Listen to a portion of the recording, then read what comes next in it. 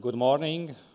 This was your heart beating speed as you are excited what this plenary session will take.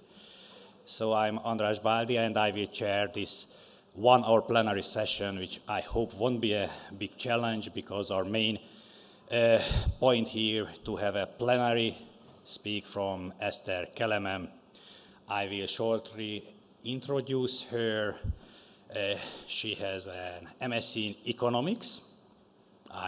You will see why she's here at the ecology-oriented meeting, but she had a PhD in environmental sciences and working for the Environmental Social Science Research Group in Hungary and interested in human-nature interactions, valuation, of course, and in this mystical science policy interface. So I think it's perfect combination to give some interesting insight into her research during this meeting. What makes this presentation very timely, that Eszter was involved into the IPBES global assessment as a lead author, and just last month the IPBES approved the so-called values assessment, a huge work of at least 3 years of 100 experts summarizing how we can value nature or something like that, but you will learn more after the talk. And Eszter was a so-called coordinating lead author of this assessment, which means that she was responsible for one of the chapters from the 6 chapters. So I think it's a rather high responsibility. So she's a top values expert, and now I invite you, Eszter, and I give you the floor for your plenary talk. Thank you.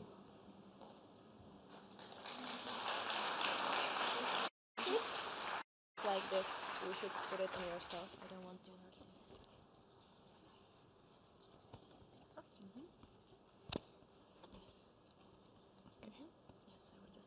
Okay. So do you hear me? Perfect. Thanks a lot, András, for the introduction, and also thanks for inviting me. It's a great honor and pleasure for me to be here and share with you some of the key findings of the values assessment of the Intergovernmental Science Policy Platform on Ecosystem Services and Biodiversity. Okay. Yes. All right. So this IPBES values assessment, as András said, was released and approved by the plenary just 6 weeks, or a little bit more, maybe 7 weeks ago in Bonn. It was a methodological assessment of IPBES. It took almost 4 years. Due to COVID, we had a little bit of delay. And as you see on the screen, a huge bunch of people participated from different countries, different parts of the world, representing 47 different countries, and also including quite some indigenous knowledge holders and indigenous knowledge experts. And we reviewed more than 13,000 documents during these 4 years.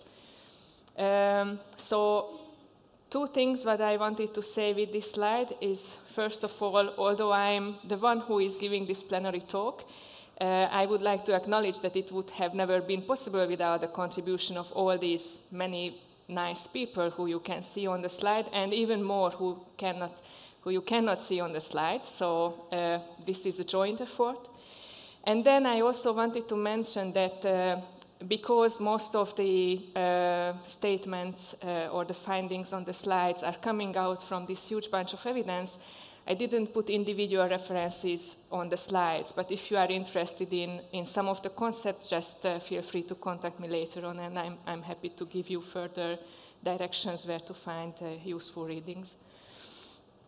So the rationale behind this talk, if we are looking it from a more theoretical, more conceptual point of view, then we could go back to the IPBES global assessment, which stated that there is an unprecedented rate of biodiversity decline. And also, when looking at the direct and indirect driver behind this unprecedented rate of biodiversity decline, the global assessment found that the production and consumption patterns of our current societies as well as the institutional and governance systems we are living in, are amongst the most important indirect drivers behind this crisis, this intertwined crisis of biodiversity, climate, and health. Also, the global assessment identified that institutions and economic decisions are shaped by underlying value assumptions. So, if we would like to change institutions, governance systems, production and consumption patterns, we must dig deeper into how we value nature, what we understand as the value of nature. And that transformative change is necessary to avoid a catastrophe, but also transformative change is possible only if governance systems are capable of incorporating the diverse values of nature. So this would be, I would say, the conceptual or the more theoretical reasoning behind this talk, why I am here. But in this talk, I'd like to dig a little bit deeper and invite you in a kind of personal reflection on what values of nature mean to us, to every one of us in this room, and maybe even beyond this room. So I hope you will engage with me in this journey, in these 30 minutes. And right to start into this personal level or inner level reflection, I'd like to go to this slide, this website, www.menti.com, via your phones or your computers. So please take your smartphones or computers in your hand, and I also ask my colleagues to please shift to the browser. Yes. And so this is a very simple question, right?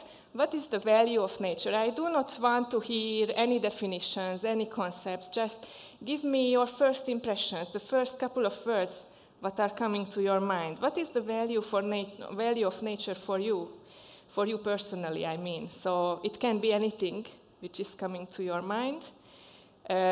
Yes, you need, that is the code, but you already very cleverly figured that out.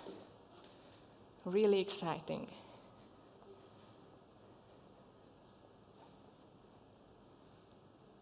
And just stay in silence for a couple of moments.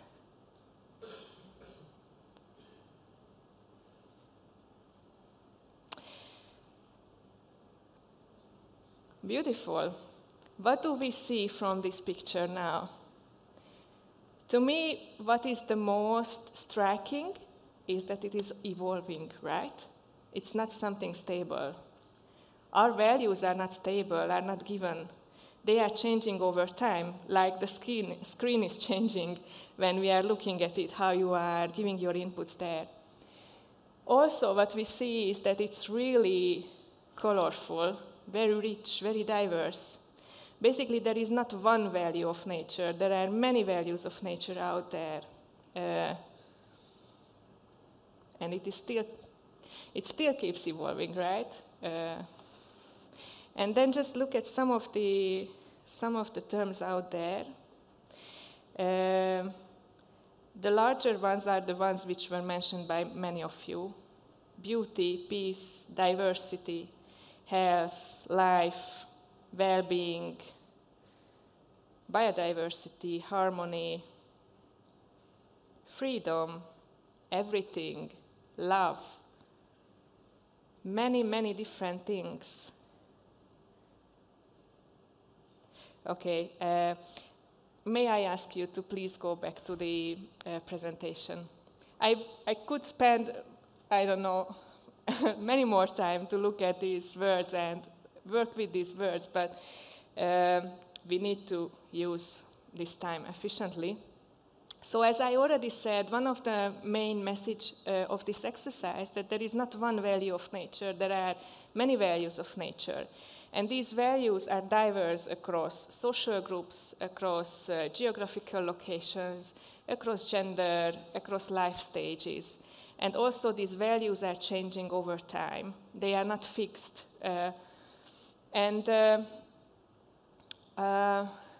In order to be able to consider all this diversity of values in decisions, in everyday life, we need suitable approaches, suitable conceptual approaches to be able to uncover all of these. So the values assessment created a value typology, which is a 4-layered value typology. And I'm starting with the most specific one. Many times when we are thinking about the valuation of nature or the values of nature at the level of decision making, what we are looking at are the value indicators. It's not beauty, it's not freedom what we are valuing, but we are valuing willingness to pay for conserving a specific species, right? That's the money. We are valuing the carbon sequestration capacity of a specific ecosystem. That's another kind of metric. We are valuing the contribution of nature to our health and well-being through maybe physiological modeling or mental health concepts. That's another type of value indicator. When we are trying to integrate the values of nature into our decisions, mostly these value indicators are the expressions, these metrics are the expressions of the values that we are working with. But underlying these value indicators, there are specific types of values. We have 3 different categories of these specific values. Instrumental values referring to all the benefits what we gain from nature, like the use value, the benefits we can harvest, we can enjoy from nature. Relational values, which refer to the contribution of nature or the support of nature to our own identities. So our connectedness to nature shapes how we define our place in our society, shapes our connection to our peers, shapes our cultures, our social connections, but also shapes how we consider ourselves as part of this biosphere. And the third type of specific values are the intrinsic values of nature, which consider nature to be valuable for its own sake and gives agency to different elements of nature, also to non-human living beings, gives agency to them. So consider them as equally important players in this globe as us. But then again, if we look a little bit deeper into how these specific values are emerging in ourselves, we see that there are many underlying broad values, principles of our or life goals, or principles of how we would like to live our lives, either focusing on livelihood or health or stewardship or living in harmony with nature. These are the more philosophical beliefs we have, which are also, which are also underlined by our worldviews and the knowledge systems we are living in. And the values assessment found, based on all this huge evidence basis, that depending on these different worldviews we are embedded in, whether we consider us as living from nature, like in many Western culture-based countries, or maybe living in nature or living with nature, or for many indigenous peoples living as nature. So depending on how we define our connection to nature, will have a strong influence on which broad values and which specific values we emphasize in our decisions. And then, of course, it also has a strong influence of which value indicators we believe in. And because all our society, all the institutional systems, all the governance systems are created by social actors, are created by just human beings like us, these worldviews, these knowledge systems, these mental models has a very strong influence on which value indicators will shape the decisions which we make. Considering that there is this huge diversity of values, it is also clear that we need a huge bunch of different valuation methods to be able to discover these values. And in the values assessment, we identified and assessed over 50 different valuation methods, grouped into 4 different groups: nature-based valuation, behavior-based valuation, statement-based valuation, and integrated valuation. I do not have the time to go deeper into these. But what you see also on this slide, on the map, is that valuation studies are not evenly distributed across the world. You see that Europe is the place where the most valuation studies have been published.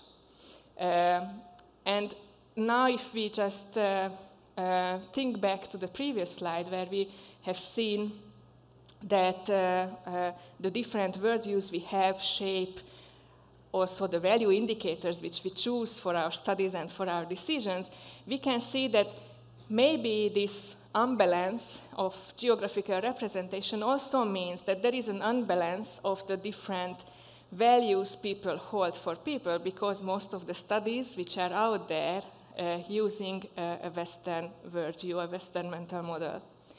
Also, if you look at the other diagram, you will see that different habitats are not equally represented in valuation studies.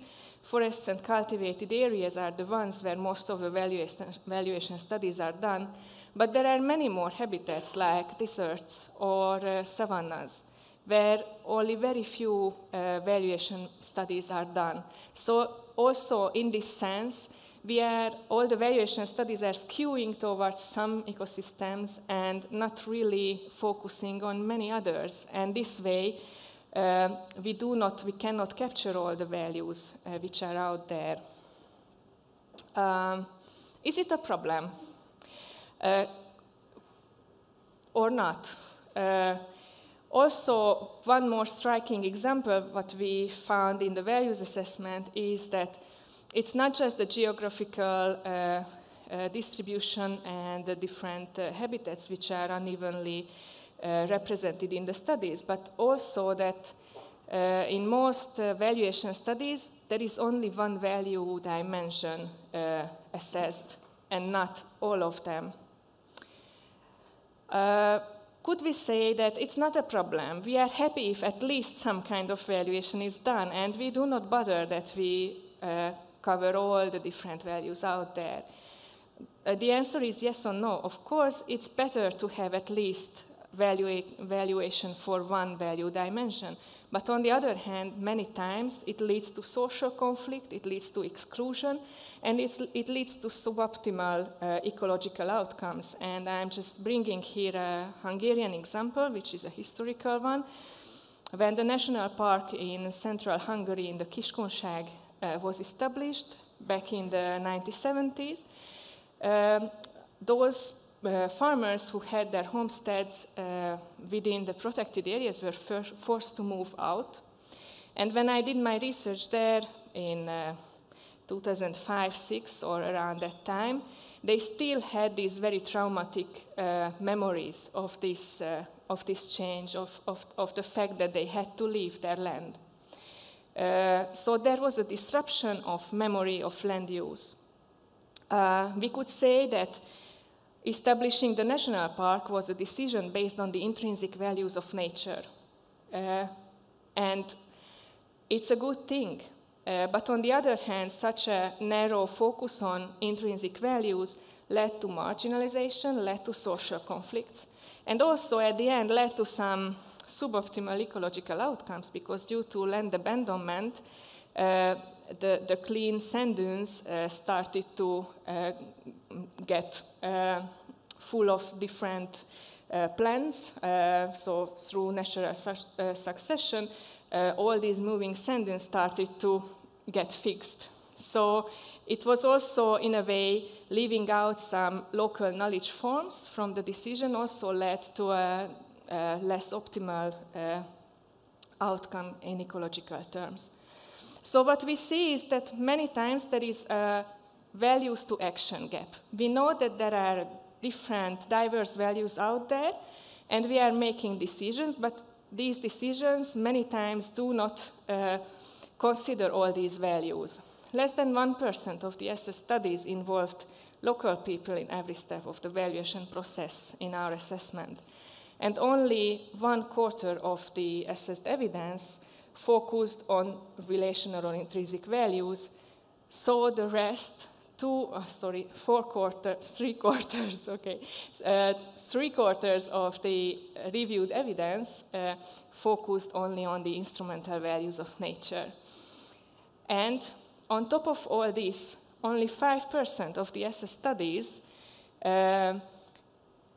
looked at or reported that the result of the valuation was taken up by a concrete decision. So this this values to action gap also shows that even if we are doing lots of valuation studies, these are not taken up by those who are making the decisions. We had a session yesterday where exactly the same topic was raised. And then we can ask, what are the reasons for that? Is it lack of data or not problems of data quality? To some extent, yes, but mostly it is about the nature of our governance systems, our decision-making systems, which used to have narrowed down options for decision makers, either or, dualistic decisions, thinking about nature or society, economic gains versus ecological losses, right? We are always thinking about these dualities. Our system is based on choosing from these dual solutions. But when we have a plural valuation process, that means that the options for decision makers are enlarged, and our decision-making systems are not necessarily ready for opening up many different solutions instead of choosing one way or the other, which seems to be the most clear-cut. So what can we do? We identified 4 leverage points. I need to come closer to be able to read the letters there. I don't know if it is readable for you.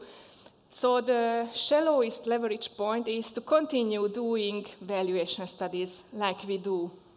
But we cannot expect that this will, from one moment to the other, change the world entirely, right? It can contribute to some change over time, but this is not necessarily the most transformative way how we can go forward. The second leverage point, what we identified, is to embed valuation in decision-making processes. So this means that we can think about how to broaden, how to open up the decision-making processes to explicitly include a step in the decision-making when some valuation is done.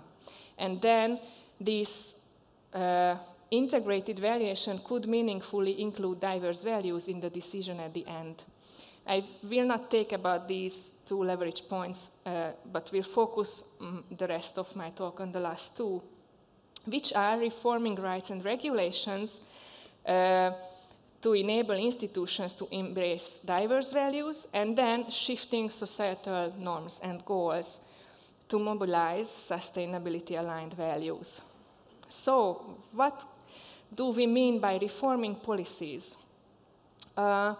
We did an assessment also on how existing policy instruments address the values of nature currently, how much they are capable of having a plural perspective on nature, and how far they can support transformative change.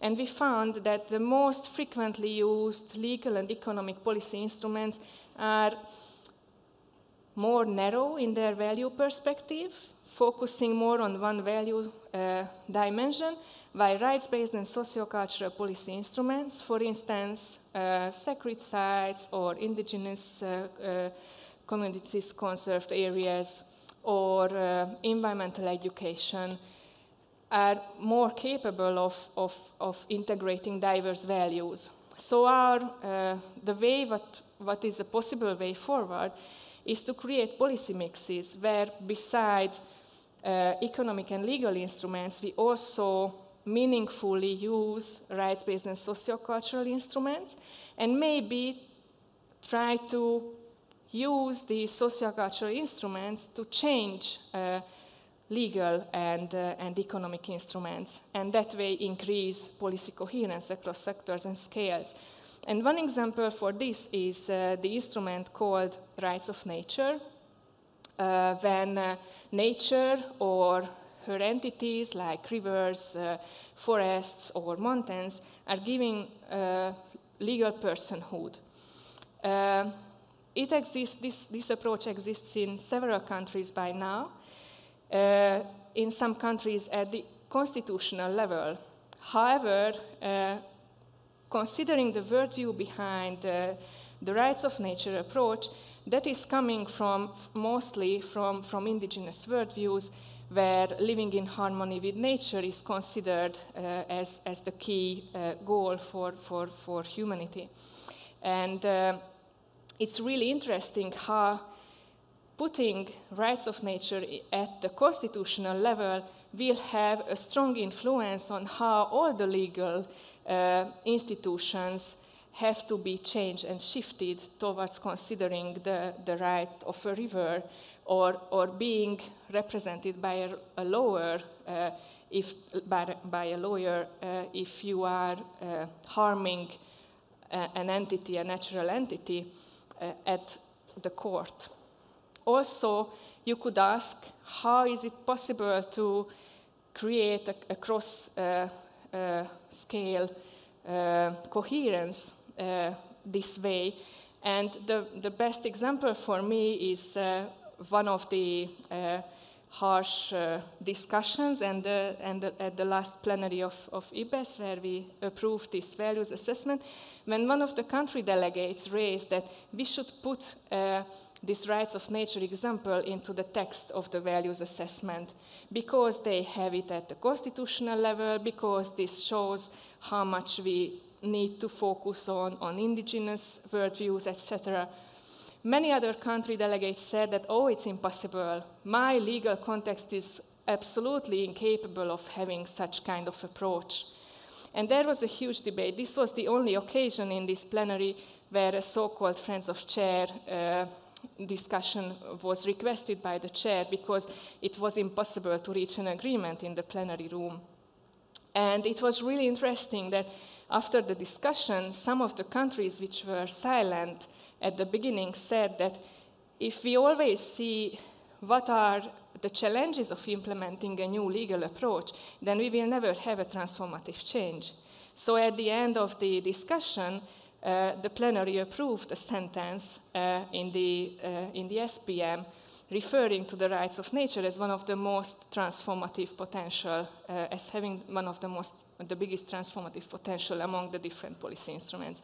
So in this way, coming from an indigenous worldview perspective, institutionalizing rights of nature legally at constitutional level and influencing the global discourse and putting it into a global document helped us, or well, maybe will help other countries to implement such a new type of institution.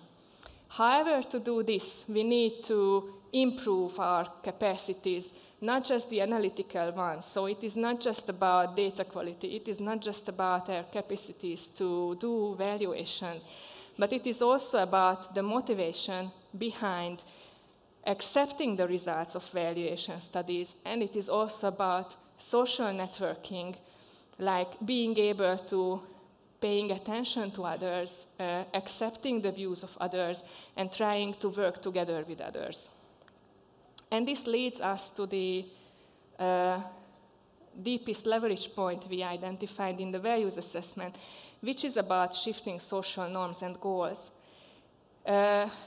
We found that new approaches to learning, knowing, and doing are required, which means that we should focus more on experiential and social learning. We should focus much more on co-designing, co-producing knowledge, but also co-designing and co-producing action. Or, with other words, I could also say that we need a relational turn. This concept is coming from social sciences and humanities and refers to the fact that we should avoid continued thinking in dualities of nature and society, dualities of people and ecological systems. But we should rather focus on an embodied experience, focus on embodied engagement and responsiveness between all the living beings on Earth, and also on an ethics of care as a reciprocal practice. So that was the conceptual part of my talk, and it's very close to the end, I guess, also in times of the time. But before closing, I would like to go back to my initial idea of, having a more inner perception, having a more inner reflection on this whole values topic. So I would like to ask you to please stand up.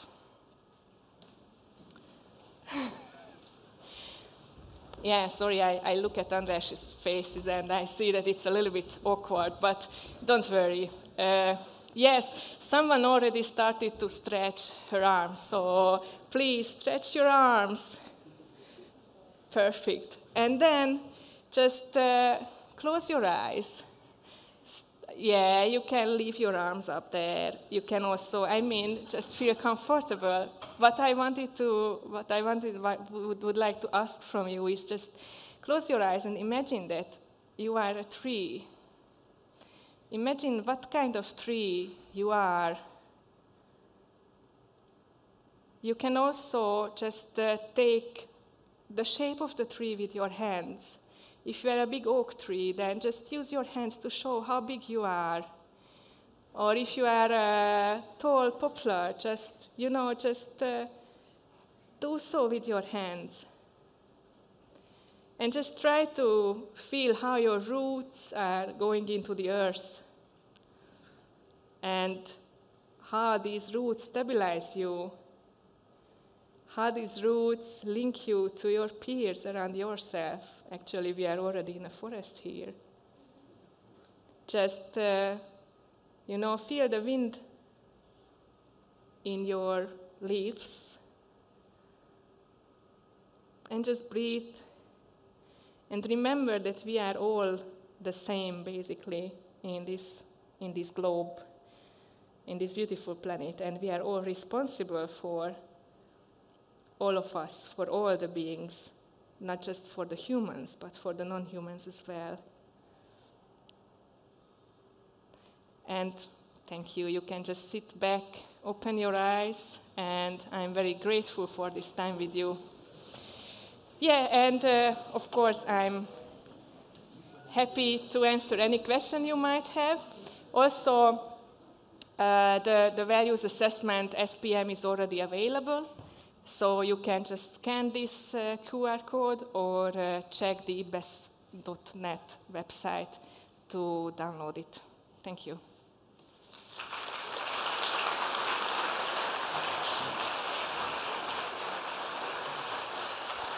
Thank you. Thank you very much, Eszter. It was a great ending. I feel a bird shitting me in this forest, so it was really a perfect experience. So now we have time for some questions, if you have, regarding this valuation talk. So are there questions from the floor? There is one, Per.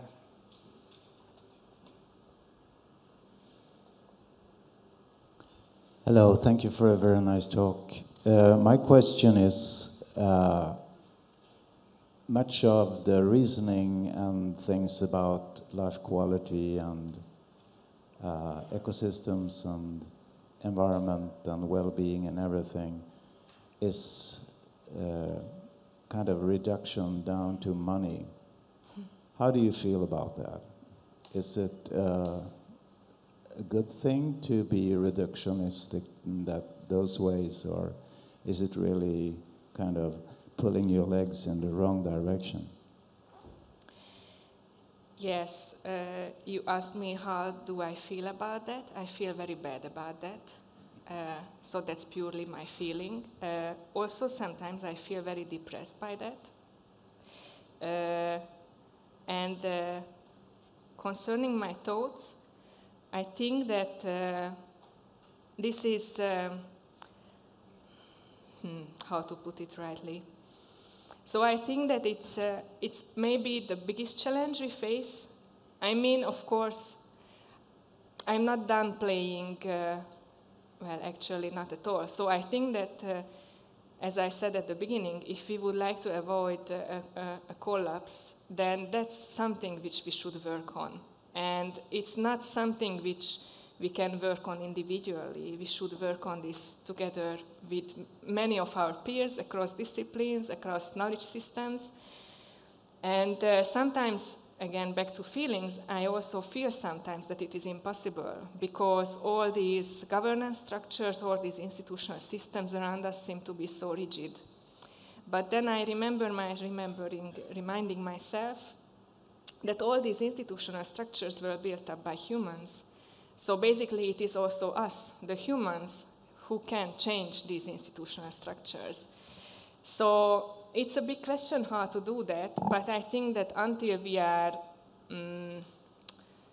are continuing the struggle and not giving it up and looking for ways of changing our institutions, which we feel as narrowing down, as restricting us, as not respecting the different values we have. And it can be many different ways. It can be collaborative projects. It can be sometimes riots.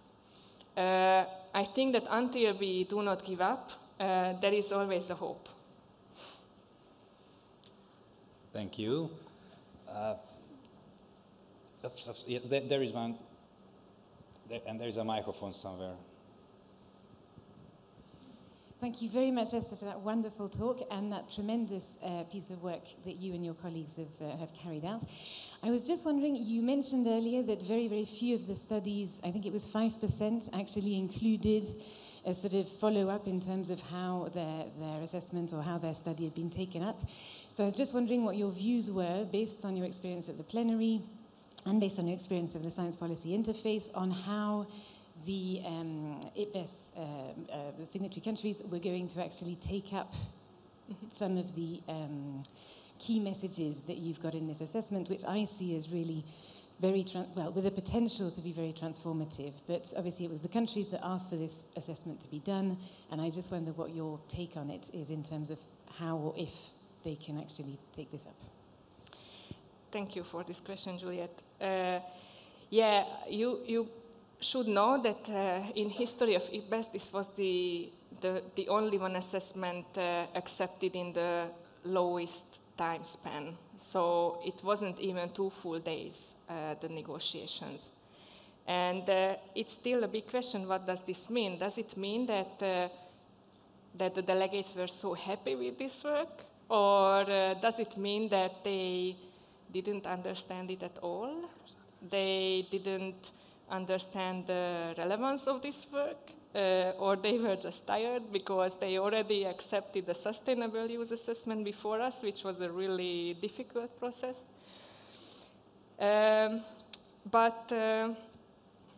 Yeah, so this also means that we do not know yet how the delegates, how the governments will work with this values assessment after all. But what is a good sign, I think, is that there were many positive feedbacks from the delegates to us personally. Also, this short story I mentioned about this Friends of the Chair discussion, it was really, really astonishing to see that some delegates were really personally bought into the process. So it was not just, of course, depends on the country. So there were some delegates who were just, playing politically, but there were some delegates who really wanted to make some change and considered the values assessment as a legitimate ground what they can use to push their own governments. And we will see what will happen later on. I don't know yet. Thank you. Other questions? How to go? I don't know. There are so many. Now from the other side. Sorry. Thank you. Left side. Yeah, please. Good morning. Thank you for your presentation. I was wondering if the idea of giving rights to nature was in the SPM and if it has been strongly discussed, because it's been ongoing for 20 years, and to give right to nature you need a majority of deputy, and at the moment they can't even give right to women. So I was wondering if it's doable. Yeah, thank you. So originally in the SPM we had a table which included among the different examples rights of nature, but we didn't have a concrete sentence on rights of nature. We had a detailed assessment in Chapter 6. I was coordinating the author of Chapter 6, where we assessed rights of nature among many other policy instruments. And this delegate who enforced the whole plenary to put a whole long sentence written into the SPM used the background chapter for his argumentation. And yes, definitely, it was really harshly debated. So it's not an easy process. Also, I see there are huge differences in the opportunities of the different countries, because this really depends on the legal structure in the different countries, how possible it is or how much time would it take. And I'm not a lawyer, so I will not be able to go into details of how it can be done. But also what we have seen is that there was this, at least an openness to this idea in the plenary. And I know that it's already out there, so IPBES is not doing primary research. We are reviewing evidence. So basically all of the policy instruments which we assessed are used already, and there are many literature saying that it's good or not to do some policies. So yes, I don't know, I fully agree that there are many challenges. Also in places where this policy instruments is already implemented,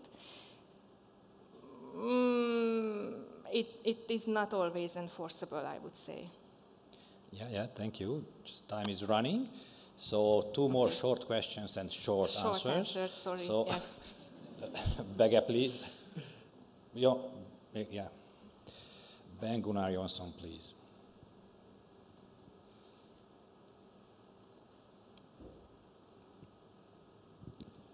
Yeah, thank you, Eszter, for an interesting presentation. At least in the Western society, the concept of ownership rights is very strong.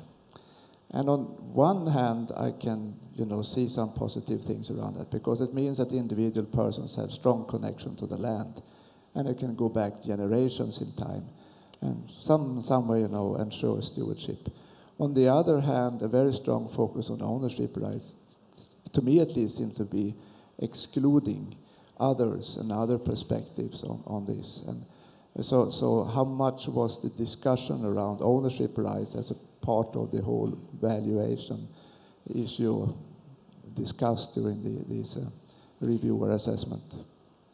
Yeah, there was one chapter 4, which had a strong focus on many different aspects of decision making, including ownership rights. And not just ownership rights, but, for instance, rights of indigenous local people to use their resources, to access their resources. So I think that the whole author team of the values assessment believes that exercising the rights to access, the rights of owning your land is a very important way of enacting the values, the diverse values. And also we found that limitations in acknowledging these different rights is one very serious problem in terms of integrating these different values. But to be honest, all these questions were mainly assessed in developing country perspective, so not so much in Western countries' strong private property rights systems. And I would stop here. I could continue, but I will just punish by Andris. Then I promised 2 questions, which were bad, but as I promised already. Yeah, Lynn, please.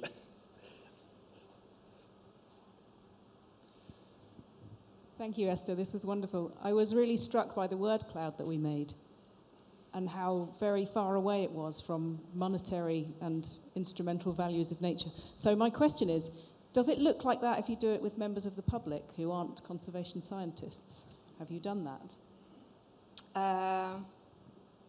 Yes and no. So I used to do empirical research with everyday local people, mainly from the countryside, not with the exactly same question, but many times what we discover if we have a more qualitative approach to work with them is that they do have a very nuanced approach to nature and a very deep feeling towards nature. But then what is also true is that they face so many constraints in their, for instance, in their land use decisions, that most of this, so they almost never face a situation when they should act upon these more deeply held values, if you understand what I'm doing or what I'm saying. This is the same because I'm sure that when you are doing fieldwork on the field, basically, you are measuring things, you are modeling things, right? So you are not working with freedom and peace and beauty, all right? So you are also working with the value indicators, mostly. And this is the same for every one of us. I mean, when I'm shopping in the supermarket, yeah, I'm going there and looking at the organic apple and thinking, wow, what a huge, nice red piece of freedom. No, so I mean, it's, you know, it's the different, that's what I wanted to say, that in different decision-making situations, we are just referring to different aspects of the values. But depending on these deeply held inner values, these principles, these worldviews, that will still have an influence on the final choice we make, even if it is unconscious. Yeah, thank you. Sorry to disrupt you, and thank you very much for your questions. And Eszter, again, thank you for your great talk. And we have some very important things still for this plenary session. First, after learning a lot about the plural and multiple values of nature, we go back to money. I'm sorry, Eszter, but now we will have a short introduction of Biodiversity Plus, which is the major funding, one of the major funding sources and funding instrument in Europe for biodiversity research. And I'm glad to have Frédéric Lemaitre here. Oh, it's with Eszter, maybe. She stole this thing. Yeah, nothing. And who is the Science Policy Officer of Biodiversity, and he will introduce what is biodiversity and hopefully that how we get money from biodiversity. So, Frédéric. Thank you very much, for Andras and the ECCB for the opportunity to present this partnership to you. So as you can see, we're a European partnership on biodiversity, and the next 5 minutes will be about explaining what that's about and what we're doing. But first, maybe a quick message about where we come from, because this is a major European tool, as you'll see, for biodiversity research and innovation and supporting science policy, science society interface on biodiversity. And we've built this on the successful experience of Biodiversa. Most of you, I think, probably are familiar with us through the funding of research and innovation that we support. So it's 10 calls launched since 2008 for the amounts you can see here. It's 125 transnational projects supported. And you can see also the figures for the number of scientists and teams. And since 2021, we have developed this so-called European partnership, which now is bridging maybe beyond our historical members who were research and innovation actors. So ministries of research and innovation, research funding agencies, and we are now also bridging this with ministries in charge of environment, environmental protection agencies. So this is becoming a place where national research and environmental policy can interact in addition to coordinating for the European level. And you can see it's 37 countries, mostly based in Europe, and we have a few collaborations with also international non-European countries. What we do in this partnership, sorry, the slide is a bit heavy, but first here, you can see the 5 functions that we implement. So the one you know probably best is promote and support research and innovation programs. We launch calls annually. 6 calls are planned until 2028 with around 42 million euro budget each time per call. In cash, it means it includes any in-kind contribution, which can correspond to permanent staff salaries and stuff like this, just to be clear. Then we have a number of additional activities around this, some which are a bit historical to Biodiversity, supporting better connection between science and policy, science and society, also supporting key topics in EU biodiversity, like nature-based solutions or valuation of biodiversity. And when I say supporting, it's not just about research, but also trying to support coordination actions and support actions on this.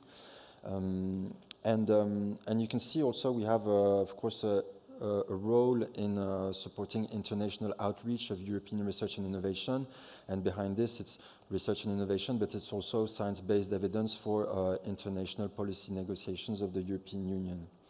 And one key point and novelty here is promote and support transnational biodiversity monitoring. We have a key stream of work here around harmonizing EU monitoring of biodiversity. If you want to learn more about this one in particular, you can join in room E1 at 2 p.m. The future of EU monitoring of biodiversity session, as there will be a more in-depth introduction to this work of Biodiversity. And you can see the overall budget here. It mentions in cash, in kind for research funding, also in kind for biodiversity monitoring, and you can see the share reserved to additional activities. We have developed with our partners a strategic vision for what are the themes the sort of thematic area of work of Biodiversity Plus until 2028. So there will be, of course, a midterm revision. It's not something we fix in stone for 10 years. But you can see the key overarching themes, so the topical themes here between protection and restoration, transformative change, and EU's global action. And you have cross-cutting aspects between the better knowledge of biodiversity and its dynamics and better knowledge for nature-based solutions. You can have a look. This is available on our website, and you can also ask for hard copies if you prefer paper. It's much more, of course, detailed within. And I just wanted to highlight this strategy. So the Strategic Research and Innovation Agenda we implement through programs that we launch annually. We have launched 2 in 2021, one on the protection of biodiversity and ecosystems, one on improved transnational biodiversity monitoring. The protection one, there was a call last year which is under evaluation, and I wanted to flag that for transnational monitoring of biodiversity, there is a call which has been pre-announced on our website, and the full call is launched on the 8th of September, so don't hesitate to have a check. And again, this session this afternoon will be an opportunity to learn more about this. And you can see we have 2 additional flagship programs also starting in 2022, no call yet, but probably in the future, which are about nature-based solutions and social transformation. The full list of flagship programs considered by Biodiversity Plus partners is available in our Strategic Research and Innovation Agenda. If you want, so thank you. You can come and visit us in the booth in the round hall. And also, if you want to learn more specifically about our work supporting practice and practitioners, you can come also this afternoon, I think at 4 p.m., if I'm correct. In this room, there is a workshop on international convention and organization in support of conservation practice, which I'll be part of as well. Thank you.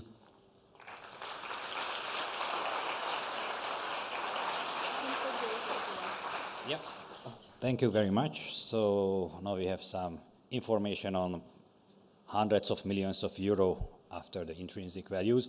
I have a few scientific housekeeping, like don't forget that today there will be 3 lunch break workshops, one with Mark Bergman, editor-in-chief of Conservation Biology. So you can ask him why he rejects all your submissions. It's a perfect site for that. A Nordic chapter meeting, and I was asked to say that Nordics mean Norway, Sweden, Finnish, Danish, and Iceland delegations are invited to that. And there will be a word cafe on emotion and face as driver of conservation. So these are new for today, these lunch break workshops. And tomorrow there will be in the afternoon a panel a discussion on the wars and boundaries in the evening, which is somehow a very hot topic.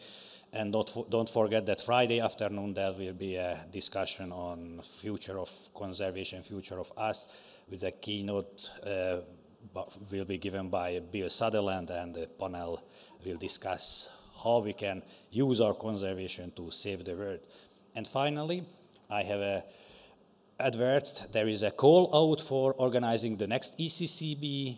So if you enjoy this meeting, then it's obvious that you say, I want to organize the next in 2025, I think.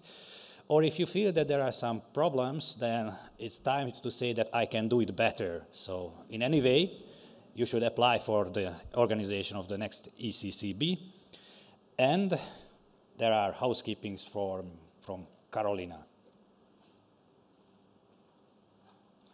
Thank you very much. Yeah. So a few things regarding housekeeping about today. Hopefully this is going to work. Yeah, beautiful. Okay. So the registration desk is still open, and the diversity officer is there, or I'm there. So if you have any sort of issues, please come and talk to us. We will try to sort them out. Registration desk is open from 8 till the evening as well, 7 o'clock, I think, today. Lunch. Yesterday there was a little bit of confusion around the lunchtime, so I just wanted to say a few things about that. So there is 3 different types of lunch options, or lunch options. So you have a standard lunch, which is in the student dining hall, which is the Mensa. You have the buffet lunch, which is also in the dining hall, Mensa, and then there's lunch boxes that you can pick up in the library. The lunch boxes are for people who have any dietary requirements, and you will find the lunch boxes in the library. In Mensa, it is important to say that you have one entrance, and behind the entrance there are 2 stairways, so it's like a funnel kind of thing. So you walk in there and you can walk on both of the sides. So because what happened yesterday, a lot of people just kind of stood in a line. So please make sure you actually walk in and actually do not wait for the first window. You can go to the other stands as well. There will be a volunteer in a red t-shirt who will help you navigate, so it doesn't take that much time as it did yesterday. So hopefully, if we work together, it will be better. Some of you might have noticed that the ECCB souvenir shop opened outside of Aula, so please go there and find some souvenirs. We have wine that is local wine from the Czech University of Life Sciences. You can find also some little wooden toys and the t-shirts with the ECCB logo. I just want to remind you as well that there are 3 places where you can take 2 of your coffee breaks. Is here in Aula Library in the first floor, and the round hall where the posters and the exhibitors are. So if you go there, please also make sure that you check the exhibitors and the posters. And also, I would like to remind you that we're using dishes that are not plastic nor paper, and we had some issues yesterday with a lot of stuff going missing, and it's just misplaced to like different rooms and different localities.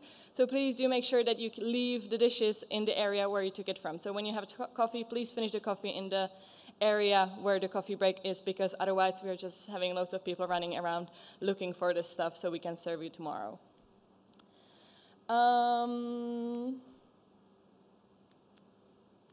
Yes, these are the 3 places where you can find the coffee breaks, sorry.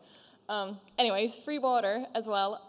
Some of you might already notice, but there is the water filter in the e-rooms section. So please do find the filtered water there if you want. And This is the round hall. Some of you did ask yesterday where it was. So it's the only round building on campus, even though the campus is quite big, but this is the only round one. So if you make your way there, there are the posters and also the exhibitors. So please go there, check it out. There's lots of interesting stuff there. If you still want to purchase breakfast or lunch, please do so until 2 o'clock today for tomorrow, and you can also do it tomorrow for Friday, basically do it the day ahead. And you can pay in the registration office. I would also like to remind you that there is a field trip on Saturday. We still have few spots left. I was talking about it yesterday, but this is the unique project on preserving grasslands in the Czech Republic using large herbivores. So if you want to find out more, please check out either website of ECCB or come to see us in the registration office. Also, some of you ask where the message board is. The message board is located where the registration hall is. In the library, so registration area in the library hall. It is 2 white boards and you can post stuff on it. I noticed today there were several postdoc offers or postdoc advertising, and some of you already noticed that you can sell your tickets there or like offer your tickets if you cannot make it to some of the events. So please check it out. I would try to post it on Twitter as well, but the quality of the picture is not that great. So please go there and check it out as well. If you want to post anything there, just do it. You don't have to ask us. And also program changes, please check the app and make sure that the stuff that you want to go to is actually happening, because we had a little bit of issues with some of the stuff canceling. It's not anything huge, but please keep in mind that there can be changes, and if there are changes, they will be in the app. That's the first place when it's going to happen. And also, some of you have not yet uploaded your presentations. You can do it either online from your computer from home, just upload to your login, and then you can upload a presentation there. If you have any sort of problems with that, you can just come see us in the speakers prep room in the library hall where the registration is. We are there from, well, no. Okay, we are there every day 8 to 5. And finally, I would like to invite you all today for the barbecue party, which will take place here on campus. We will start at 7:30, and the location of the barbecue is indicated in the map, number 9. It's right behind the registration hall, so if you walk out of the registration hall, you just turn left, and there is a big parking lot next to a very tall building on the right. That's not really helpful, is it? Anyways, so if you walk out of the registration hall, you just turn left, and you will see it already. There will be signs. And I think I have one more slide with an invitation. If you want to join us for discussion panel at 6:30 tomorrow, it will be happening here. We will have lots of interesting speakers. I just want to remind you of this event because I know it's quite late, but please do come. It will be very, very interesting. And that's it from me for today. If you have any questions, please refer to the registration office where I'm going to sit, and other organizers will be roaming around there as well. And if you have any questions, you can also ask people in the red t-shirts. Enjoy your day.